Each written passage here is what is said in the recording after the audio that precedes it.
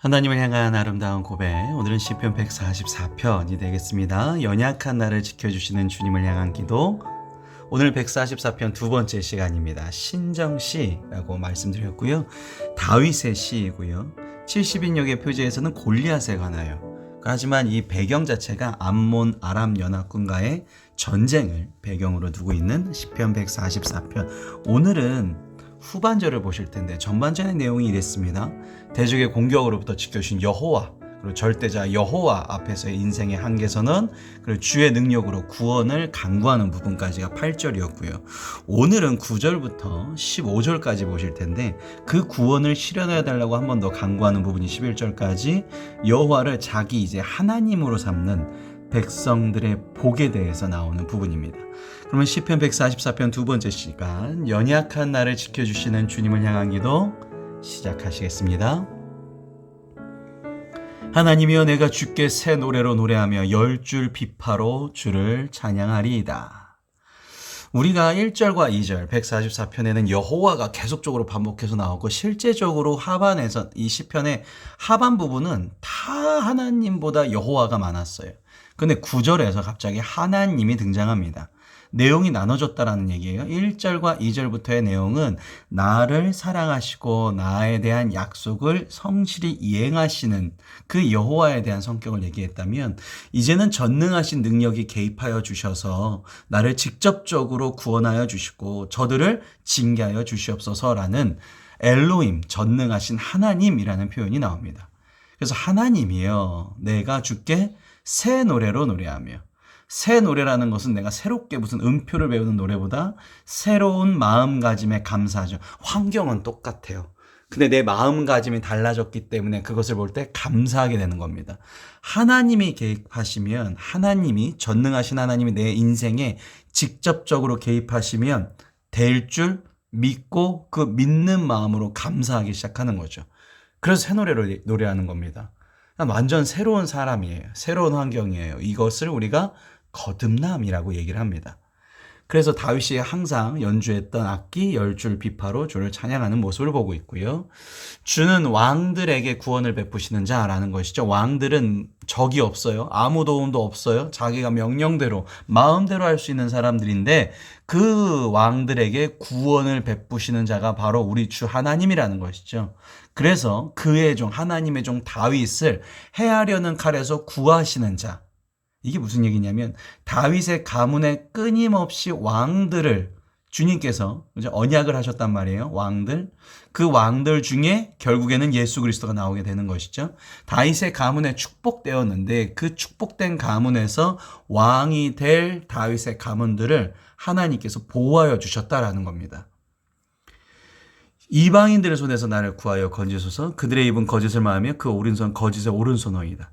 다시 한번, 그러니까 지금 9절 10절에 대해서 전능하신 하나님의 계획하심을 이렇게 감사하고 얘기했는데, 다시 한번 11절에 이방인들을 이렇게 어떻게 보면 일르는 표현이 나온 이유는 내 현실에서는 아직도 대적들이 저렇게 있습니다라는 것을 다시 한번 상기하는 부분인 것이죠.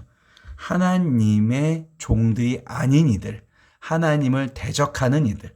그래서 10절에는 그의 종 다윗이라고 나왔고 11절에는 이방인이라고 표현이 되었습니다. 하나님을 믿지 않는 자들, 하나님을 대적하는 자들은 하나님께서 심판하실 것이다 라는 것이죠. 나는 구원하고 그들은 심판하실 것이다.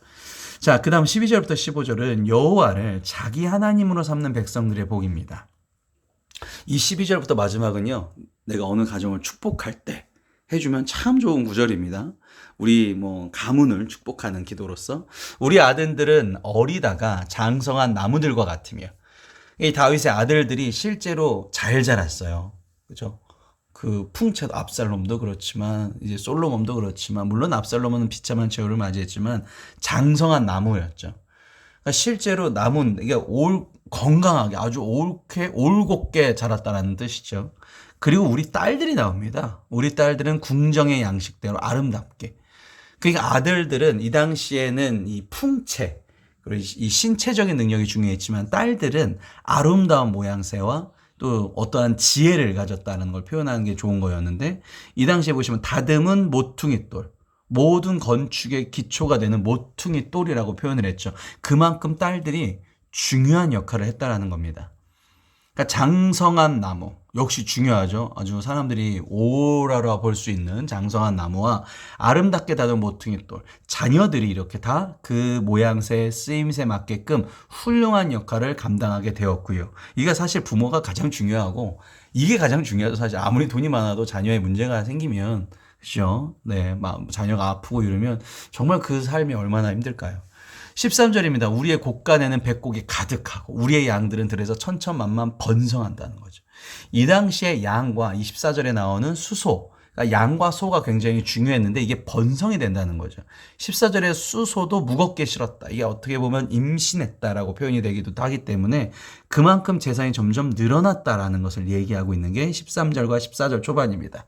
또 우리를 침노하는 일, 우리가 나아가 막는 일, 우리 거리는 슬피 부르짖음이 다 없어요. 그러니까 결국 내 주 하나님을 내가 정말 내 하나님으로 선포하는 순간 나 하나님의 축복으로 전투도 없고 평안하고 항상 평화로운 축복을 누릴 것이라는 거죠. 저 교회 다니는데 이런 일 없는데요. 그러면 한번 생각해 보셔야 돼요. 내가 진짜 하나님을 내 왕으로 모셨는지. 이 144편이 신정시입니다. 그래서 신정시. 하나님을 진짜 내 왕으로 모시는 거예요. 그 결론이 15절이 되겠습니다. 15절 우리 다 같이 읽어보실까요? 시작. 이러한 백성은 복이 있나니 여호와를 자기 하나님으로 삼는 백성은 복이 있도다라는 것입니다.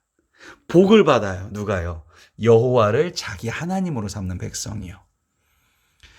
그냥 교회에 다니고 그냥 공동체에 그냥 내가 뭐 직분을 받는다고 복을 받을 수 있는 것이 아니라 하나님을 내 왕으로 모셔야 된다는 거죠. 하나님이 왕이십니까? 하나님이 왕이시면 우리가 불평할 수 없죠. 감사뿐입니다. 왜냐하면 왕은요 명령을 하죠. 우리는 그 명령을 수행하는 사람들이기 때문입니다. 내가 오늘 어떠한 환경인지가 사실 종들은 중요하지 않아요. 환경은 왕이 알아서 바꿀 것이고요. 종이 중요한 것은 하나님의 말씀하시는 걸 내가 지키는 게 중요하고 따라가는 즉 순종이 중요한 것이죠. 그러면 복을 받는다라는 것입니다. 오늘도 이것을 다시 한번 말씀을 마음속에 생각하시면서 진정으로 하나님을 내 구세주로, 내 여호와로, 내 정말 하나님으로 왕으로 모시기를 바랍니다.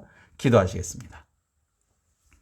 살아서 역사하신 하나님 아버지, 오늘도 하나님께서 나의 진정한 삶을 주관하시고 이끌어가 주심을 믿습니다. 그렇게 살기를 원합니다. 하나님께서 나를 자녀들의 축복과 정말 곳간에 가득하게 복을 내려 주시옵소서. 저희는 주님의 종이오니 주님께서 책임져 주시고 보상하여 주시고 이끌어 주시옵소서. 주님께서 능력 주심에 다시 한번 일어나서 주님의 일합니다.